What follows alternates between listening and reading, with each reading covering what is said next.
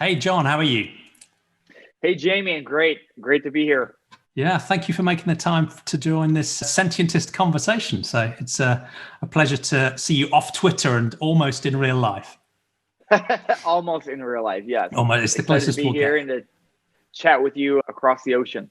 Yeah, cool. So, as we've talked about before, the idea behind these conversations is to try and understand how people answer two of the deepest questions in philosophy. So, the first is what's real, and the second one is what matters. And I guess my interest in launching these conversations and the reason they're called Sentientist Conversations is because it's part of this amateurish project to popularize and build community around a really simple philosophy called Sentientism, which says when it comes to what's real, we should use evidence and reason and take a naturalistic approach to forming our beliefs. And when it comes to what matters, the clues in the name, we should grant moral consideration to anything that is, or any being that is capable of experiencing things, capable of suffering or flourishing or sentient. So it doesn't say anything more than that. It's a super simple philosophical baseline, if you like. But having said that, I'm talking to people who disagree with both of those elements or neither, or agree with both or neither. So we'll see how the conversation goes. But yeah, thank you very much for joining the conversation and talking us through your philosophy and its implications for the future. Absolutely, Jamie. I'm happy to be here, and I don't think that we'll be bashing heads too much. We'll see. I think we're probably on fairly similar wavelengths, but we'll see. Excited to dive in with you. Sounds good. Sounds good. And before we kick off, it would be great if you, for people who don't know your work already, if you could just give an introduction to your life, your work, your focus, and what you concentrate on. Absolutely. So my name is John Oberg. I live in Virginia in the United States. It's on the East Coast. I've been a vegan activist for just over 11 years. I went vegan in 2009, got involved with activism right away. It's now early 2021. And I grew up an animal lover and an animal activist, an animal advocate. But it wasn't until my early 20s that I learned how farm animals are being treated, and went vegetarian and eventually vegan, got involved with activism.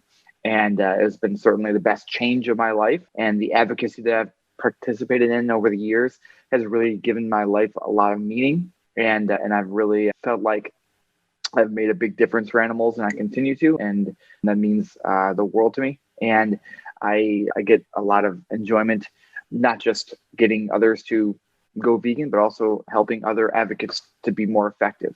My particular focus is through social media advocacy. I have found that utilizing the social media platforms at our hands, Facebook, Instagram, and Twitter, in particular, for me, are the platforms where I can really exponentially reach more and more people. And in the last several years, my posts have been seen tens of millions of times across these platforms by the eyes of individuals around the globe.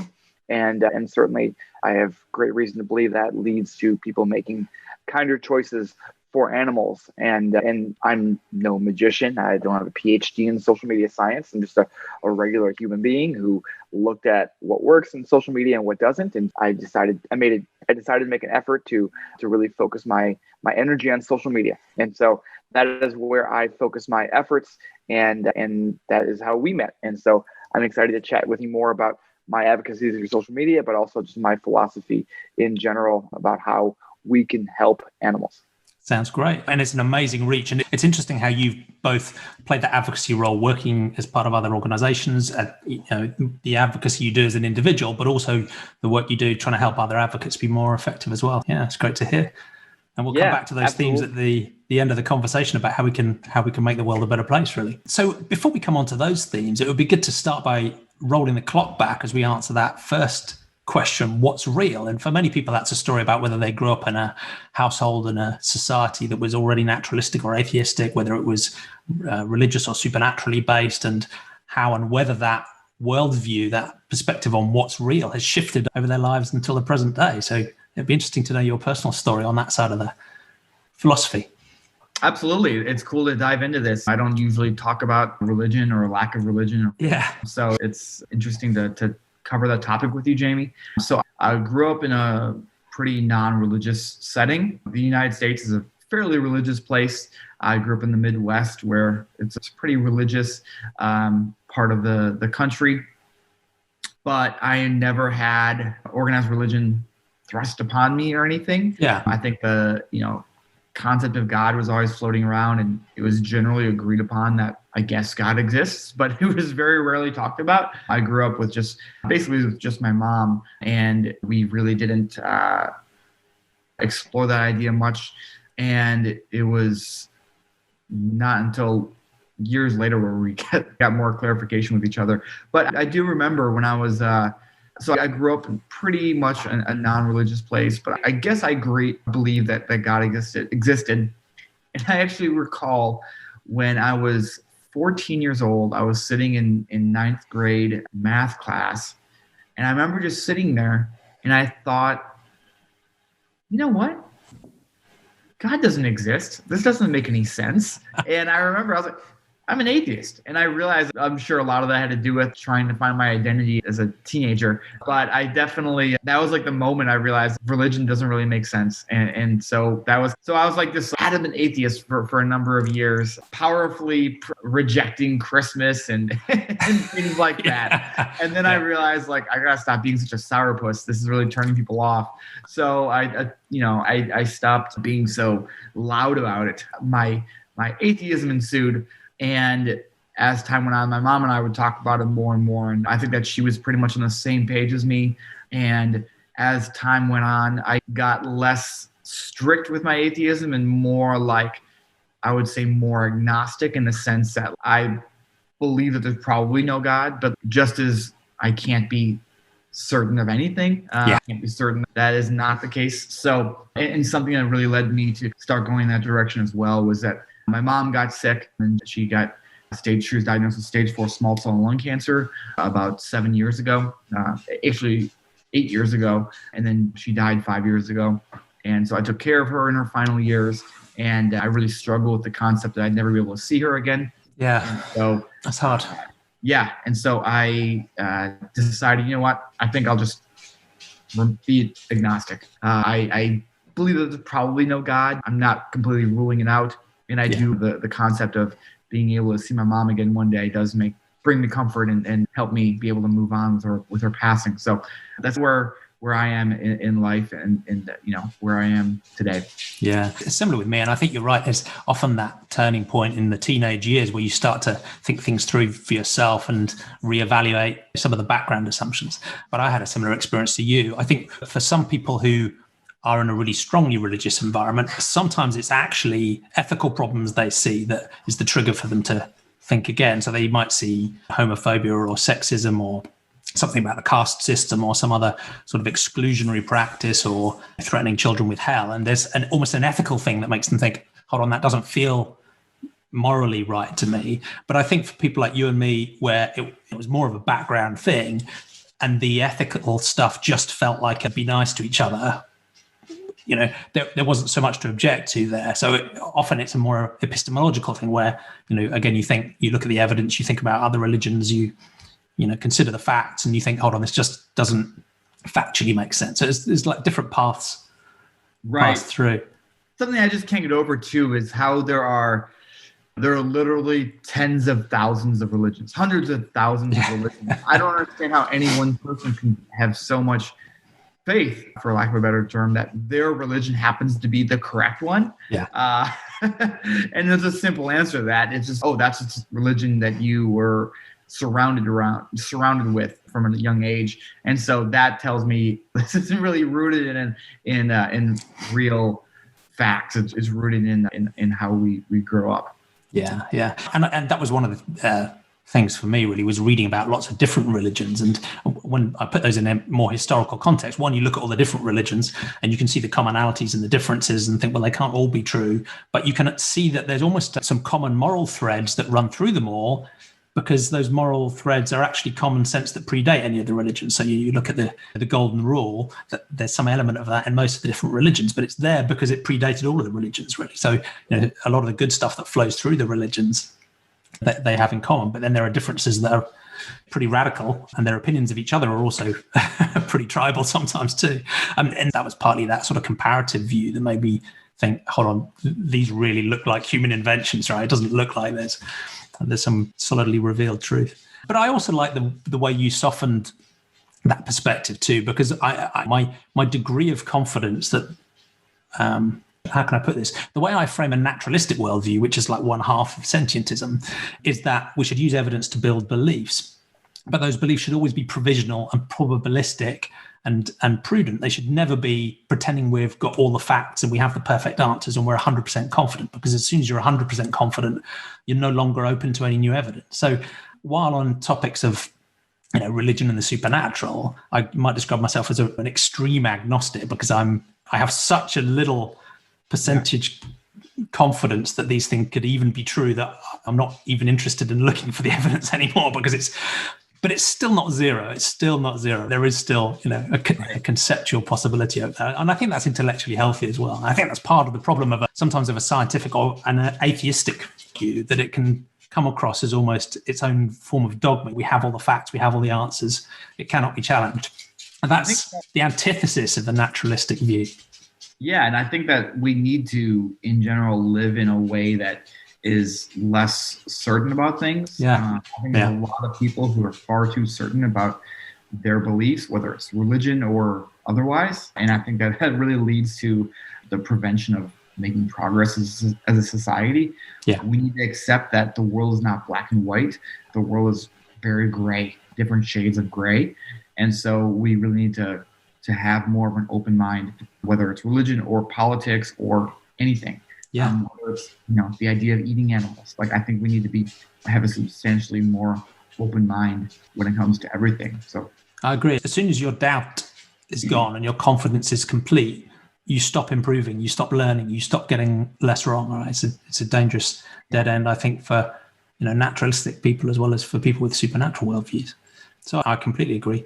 And in a way, it's that propensity for doubt and that open-mindedness and that openness for new evidence that is the power of a naturalistic or a scientific worldview. That's how it faultingly and in a very sort of human, political, painful process, which has dead ends and makes mistakes, does over time self-correct, right? And without that doubt, without that open-mindedness, that whole process fails.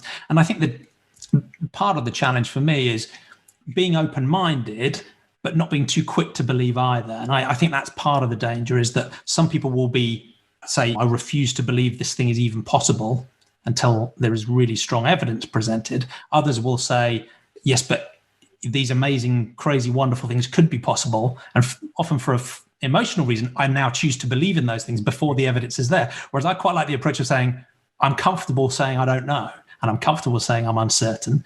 Let's go and find out. But until the evidence is there, let's not build a belief in it. But let's keep looking and exploring.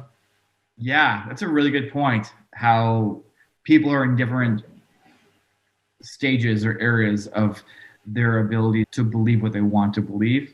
And it's, a lot of people just believe what they want to believe and are happy no longer questioning after that. So it's problematic for a number of reasons. Yeah. The second question that I'm interested in discussing really flows from that, because some people like to keep their sort of epistemology, the facts and the evidence and the reason and what's real in the world, separate from their morality. And other people think they're intrinsically linked.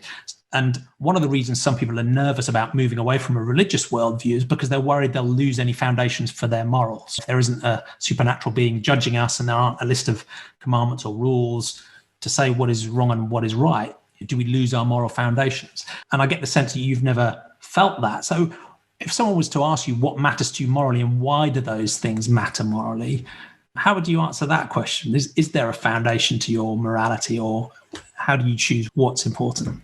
So something that I read a piece of writing, an essay when I went vegan. So in 2009, I read this piece. It's called Meaningful Life. It's written by Matt Ball. And he's the founder of one of the founders of Vegan Outreach, which was the first animal protection organization I worked for. And I was really compelled by this piece of writing. And for any of your listeners, I would highly recommend just Googling it and reading it. And it's expanded upon much with the book called The Animal Activist Handbook. Anyway, essentially, and I'm probably paraphrasing and perhaps getting off the point of it, but what I took away from that is essentially all that matters in life is essentially two things. Almost everything comes down to two things. It is the pursuit of pleasure and joy and the avoidance of pain and suffering. Yeah. And if you take them equal parts against each other, the avoidance of pain and suffering is significantly more important. And that makes perfect sense to me. If you look at all of your actions, all of the actions of others, even outside of the human world, if you look at non-humans, almost everything comes down to one of those two aspects. And that really led me to choose to really advocate to reduce as much suffering as possible.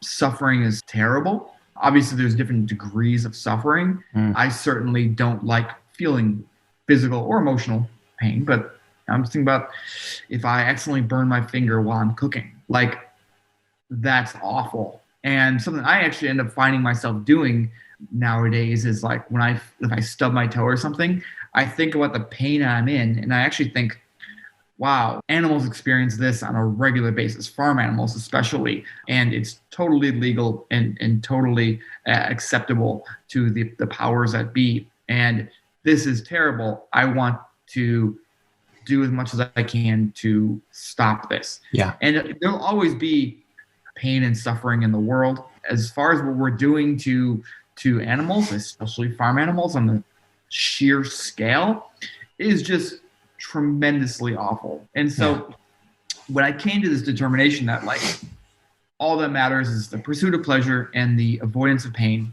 I want to focus on the avoidance of pain and suffering. And so all that matters is that. Yeah. Then you look at, okay, where are the areas of suffering in the world? And if you look at the sheer scale of animal farming, it is truly unbelievable. And perhaps some of your audience is already vegan, but I'm sure some aren't, and that's fine. It's why we're having this conversation. The sheer scale of farm animal suffering is so unbelievably large, both in quantity of sentient beings living lives of absolute misery, but also the type of misery that they're forced to endure. Most egg-laying hens are kept in cages so small they can't even spread their wings. Mother pigs are forced to live in crates so small that they can't even turn around. So the suffering is just so awful. Mutilation without painkillers. Yeah. Because of obviously it saves these companies money. The confinement, the mutilation, the pain, the suffering that these animals endure is just so incredibly terrible. And it's for these reasons that I choose to focus on animal advocacy, particularly farm animal advocacy, and the way that I find to maximize the good that I can do within this moral framework of reducing suffering is by encouraging others to align their eating behaviors with these ethics that they already have. Yeah. Because you go around, you ask, everybody's already on the same page, right, Jamie? Yeah. Nobody says, you know what, I'm fine with animals suffering. They stub their toes too, and they say, wow, that sucks. I would not want my cat or my dog or some chicken that I'm eating or some pig that I'm going to eat one day to experience that. Everybody says, no, I don't want that.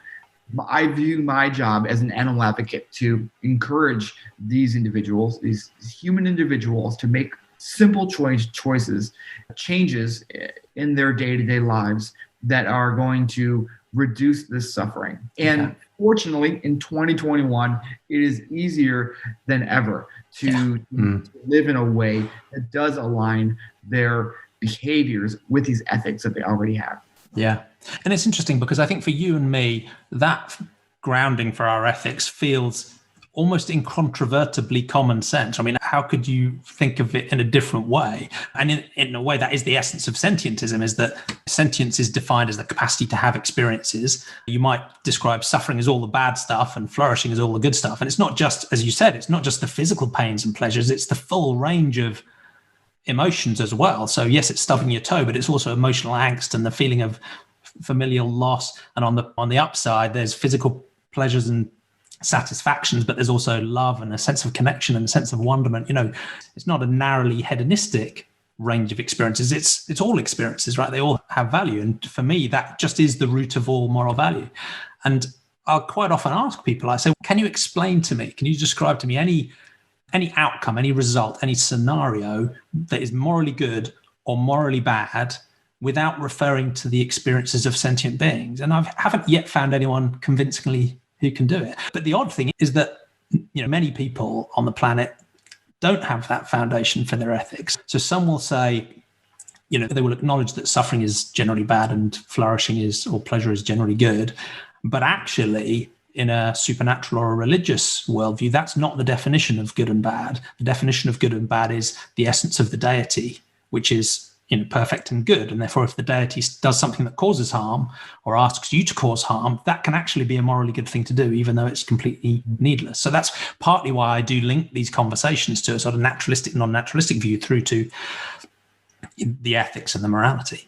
But some people, even with a naturalistic worldview, will take another approach where they'll say, actually, our morality is something that is negotiated amongst different groups of humans. And there are different cultures and different traditions and different ways of imagining things and different ways of negotiating answers. And who are we to judge that this culture or that tradition or our own culture is doing things in the wrong way? And they almost come to, in the extreme, a relativistic position that says it's just up to a group of always humans that happen to have agreed what's right and what's wrong. And I can appreciate that often comes from a good place, because it's people trying to understand the perspectives of others. But often it ends up excusing catastrophic harm, objective harm. So while I appreciate a sort of pluralistic approach, the grounding still comes back to the needless causing of harm, or the needless, or the causing of flourishing as a common sense. So I'm starting to rant now, but it feels to me like a naturalistic grounding. So you take your morals and your morality, and it's based on an understanding of what sentience is and which beings are likely to be sentient. And it feels like a much more solid moral foundation, a simpler foundation, one grounded in reality than any of the other alternatives. Sadly, it's not common enough yet. Yeah. And I mean, I think to simplify things for everyone, most people have experiences with their pets, right? Even in far-flung corners of the globe, a lot of people have pets, or if they don't have pets themselves, they know people who have pets. If they don't, then they have some sort of experience with animals. They won't want their pets to, have pain, feel pain. They would never kick their dog. They would never step on their cat's tail purpose, do things that would cause these animals to suffer. And so it really is just simply applying what they would or wouldn't do to these animals and apply it to the animals that they're eating. And say, okay, if I wouldn't cut off part of my cat's ears without painkiller, maybe I shouldn't pay someone to do that to a pig. Yeah. If I wouldn't cut off my dog's tail without painkiller, then maybe I shouldn't pay someone to do that to a cow. And it's simple. It's just really basic consistency. Yeah. But that's a difficult journey to go on. And it'd be interesting to know your story as well. And again, you've hinted at it already about going vegetarian and vegan, because I think even for people who see suffering as a negative thing, we still find clever ways to exclude certain beings from our moral consideration, at least practically. There are still many problems where people do that within the human race, where there are only certain types or groups of humans they give full moral consideration to. We know what that can lead to, and there's so much work still to do there. But one of the deep classic challenges is when you recognize that it's not just humans that suffer, and that it's not just human suffering that has moral salience either. And again, it's partly a balancing between the sort of clear, obvious, pretty stark facts of the matter about non-human animal suffering set against the societal indoctrination that teaches us, nearly all of us from birth, that it's completely acceptable and normal to pay other people to harm and kill for our pleasure. But so what was your journey through that? And was that a difficult thing to do societally and practically? How did you work through that struggle yourself? Yeah, it was, for me, it was a conversation that I'd always considered myself an animal lover, even an animal. And then, but I always ate animals 3 times a day. And it was a conversation that I had with someone where they basically said, if you consider yourself an animal lover, you should probably stop eating animals. And I had never made the connection until that point and I thought, wow, that actually makes a lot of sense. And so what that led me to do was to go vegetarian based on principle. On this principle or philosophy that I should not eat animals if I'm an animal lover. I didn't know anything about how animals were being treated. I still thought that farm animals lived a pretty good life with one bad day where they you see the adverts with the frolicking cows and the happy lambs. And I still had this image in my head. And I actually did go vegetarian with the intent to go vegan. So it was a 10-month process where I was like weaning myself off of animal products. I initially switched from, went vegetarian, but then I switched from cow's milk to soy milk and almond milk. Switched from cow dairy ice cream to coconut-based ice cream and so on. And again, this was just based on the philosophy that, hey, I should probably be consistent, but I didn't know anything about how animals were actually being treated. And then 10 months in, I watched a film called Earthlings. And Earthlings opened my eyes to the true treatment of farm animals and the fact that not only are they being killed they're not only just dying, they're being killed in incredibly large numbers. Each one of us impacts dozens of animals every year, including dairy cows and egg-laying hens, which I hadn't yet totally taken into consideration. And the scale of suffering that these animals are forced to endure is just mind-boggling. And so I thought, you know what, I absolutely need to go vegan now. I need to, align my behaviors now with these ethics I already have, and I've already had since birth. I had just never had it framed to me in a way that made so much sense. And so I was open-minded to the idea that the way I had been living was not acceptable, and that the way I should move forward was in a way that aligns these behaviors with the ethics I already have. Yeah, thank you. And we'll come back to why the force of moral argument just doesn't seem to be enough when we talk about the future, but it's a common theme in these conversations. But there's one challenge to a sentientist way of thinking is that it's too broad and that only humans matter and that we need to focus on human concerns first. And you and I don't share that conviction, I think partly because by helping non-human animals will actually be good for humans too, given antimicrobial resistance and climate change and zoonotic disease. And so it's just an obvious win-win-win. But there's another challenge to sentientism, which says it doesn't go far enough and says that it discriminates against entities that aren't sentient and can't suffer. So there are, you might call it biocentrism or ecocentrism, where people will say, actually, we need to have an even broader concern that includes plants and rivers and rocks and ecosystems and habitats as a whole. And while I'm sympathetic to that broadening of the moral circle or sphere, it seems that most of the people who want to push beyond sentience still carve out farmed animals, and they carve out most wild sentient animals as well. So while they seem to have a generosity towards plants and rivers and rocks and mountains and ecosystems and species and habitats that can't suffer at all, they seem conveniently to carve out most of the non-human animals that can. So I'm interested in your view, both philosophically, about whether you do think we should grant a sort of intrinsic moral value to environments and so on as well, or whether it's just instrumental because of their relevance to sentient beings, but also your thoughts about the mainstream environmental movement and how that links to or doesn't link to animal ethics. To me, like I said before, everything comes down to the pursuit of pleasure and the avoidance of pain. And if a being cannot experience pain, then I don't see how that matters. Yes, if we should take rocks into consideration, if that rock is going to impact a being that can feel pain. I can't even think of an example of how that would play out. Obviously, having a thriving forest is important for the animals, the sentient beings who live in that forest. So yes, in that case, I am supportive of keeping that forest healthy and thriving, but only because it's impacting these sentient beings. Yeah. Otherwise, why would that matter? Because we find it to be pretty? Like, that doesn't really matter. It certainly matters if it impacts sentient beings, but if not, I just don't see the case. Yeah, I mean, that's certainly my perspective. And it's interesting you mentioned it being pretty, because I think that cynically is a driving motivation for a lot of environmentalism. In a way, it's just another way of having an anthropocentric concern about humans reflected through a wider environmental concern. It's not really intrinsically concerned with the sentient beings that are suffering in those environments or in our farms. Yeah. Exactly. And I do find that there is a big issue with the environmental movement where they seem to care more about the trees and the plants than the animals who call those home. Yeah. Or if they do care about those animals, then that's where their care stops. And I don't want to just say that they stop caring there, because I think they still do care about other animals. And if I were to hand them a knife, like, they wouldn't just stab a cow with it. Say, no, I want the cow to live a good, happy life and not die.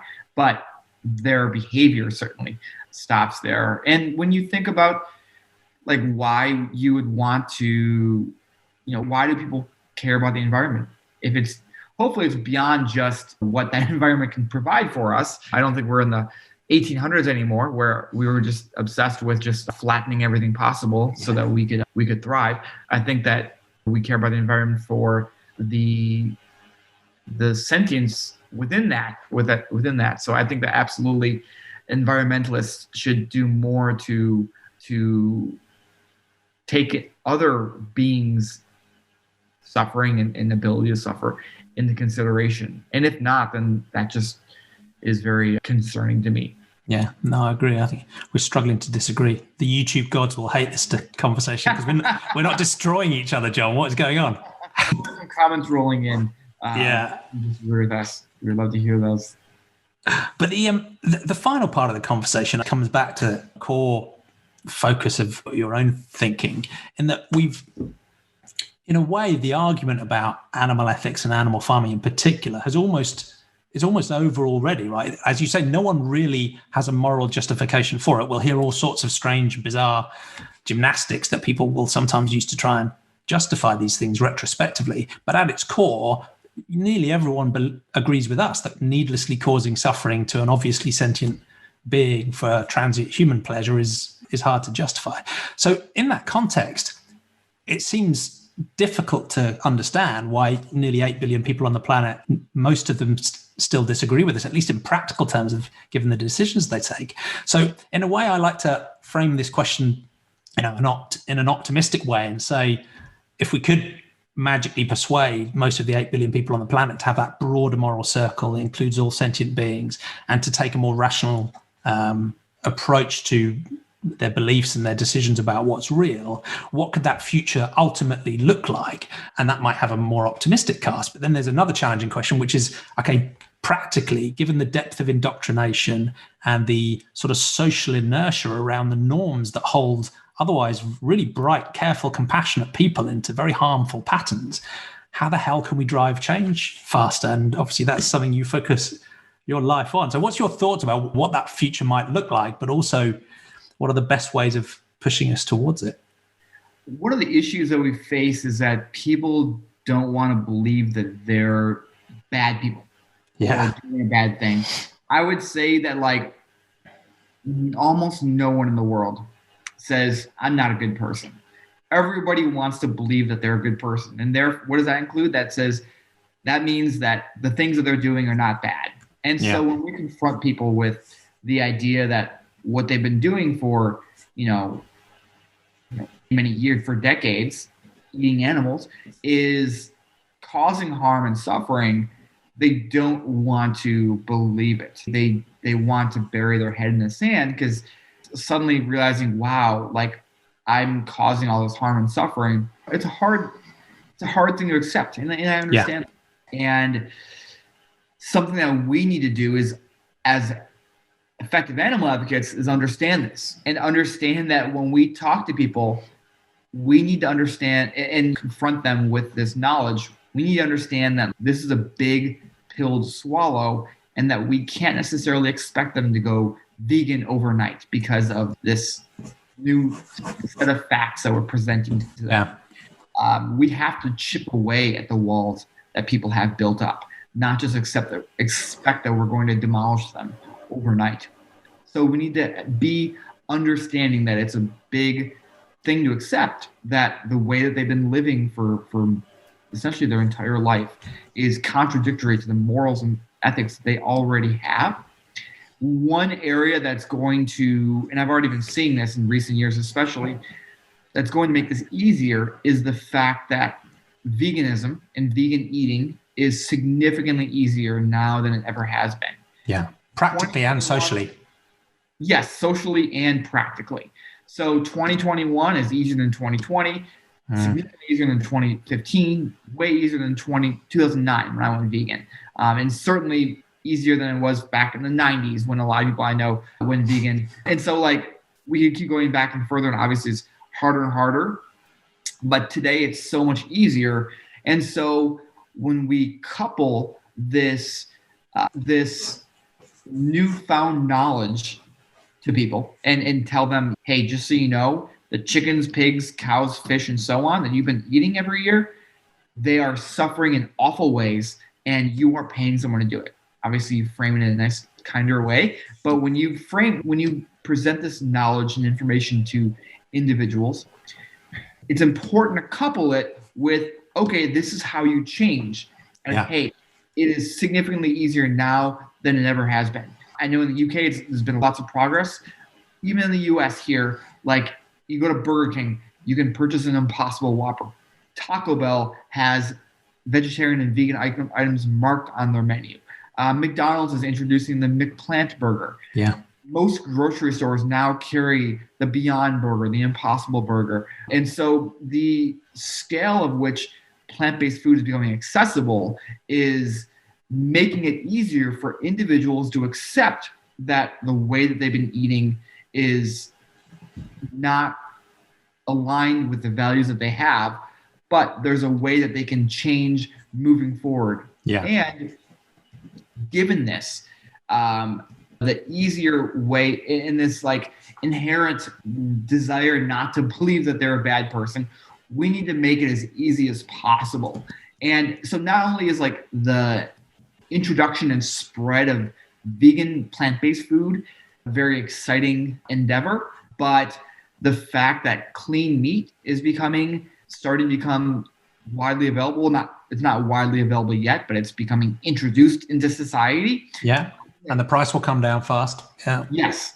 I think that will actually be what ultimately does it for animals. That is going to be the ultimate victory for animals. Because just, many technologies in the past that caused harm to animals, what ended up changing things wasn't necessarily a new moral acceptance of this new philosophy. It was really like, oh, this new technology came in and made our use of animals no longer necessary.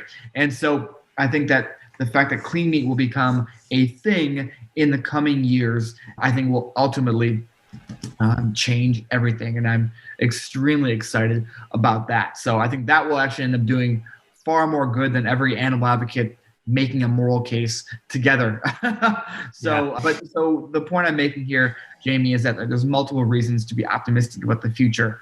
And I am generally optimistic about the future. And while, yes, things were not good for a long time, and then things went from bad to almost as bad as humanly possible. I think starting in the 40s and 50s and 60s with the invention of factory farming and widespread adoption of it, I think that we're finally in a place where things are looking brighter for animals everywhere.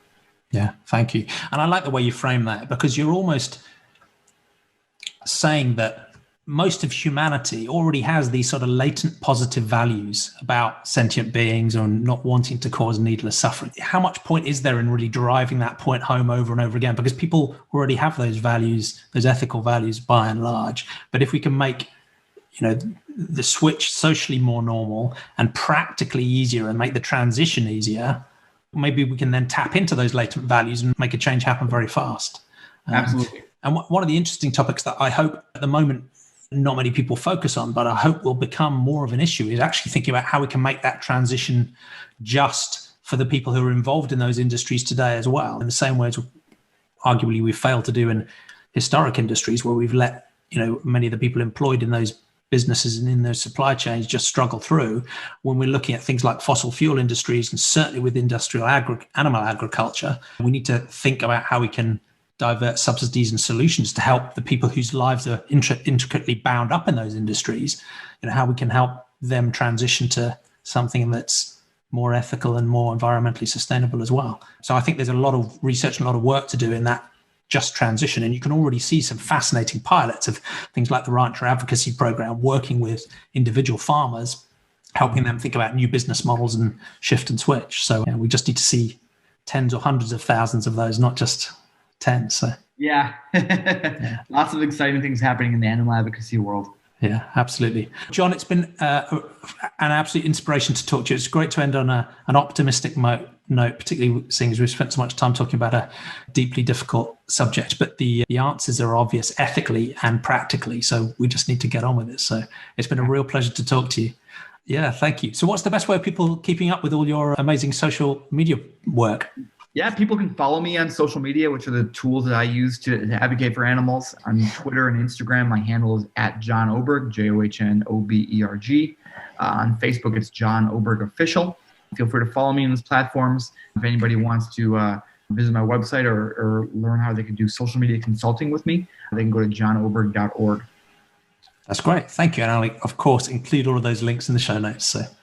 Thanks so much, Jamie. This has been real fun, real pleasure. I don't usually dive so deep into philosophy, so this has been fun and new for me. So I appreciate you challenging me to get to this level and chatting with me about it. This has been fun. It's a real pleasure. And hopefully it's a little distinctive from a lot of the other conversations out there, because it is that going to the deep but simple philosophy and digging a little bit under the surface. So it's been a privilege to have these conversations. So thank you.